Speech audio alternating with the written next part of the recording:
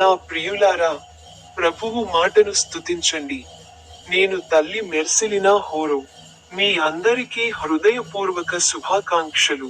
ఈ రోజు మార్చి 9వ రోజు, 2026వ సంవత్సరం 3వ నెల. థీమ్: ప్రభువుపై నమ్మకం ఉంచండి. మొదటి చిన్న ప్రార్థన. పరలోక తండ్రి, ఈ రోజు మేము మీ మాట వినడానికి మా హృదయాలను తెరుస్తాము. సత్య మార్గాన్ని మాకు చూపించు. ఆమెన్. బైబిల్లో ఆయన చెప్పిన వాటిలో ఒకదాన్ని ప్రస్తావిస్తూ, సామెతలు 3వ అధ్యాయం 5వ వచనం, నీ పూర్ణ హృదయంతో ప్రభువుపై నమ్మకం ఉంచండి. అర్థం: మానవుడు తన స్వంత అవగాహనలో కాకుండా దేవుని మార్గదర్శకత్వంలో నమ్మకం ఉంచాలి. చివరి ప్రార్థన.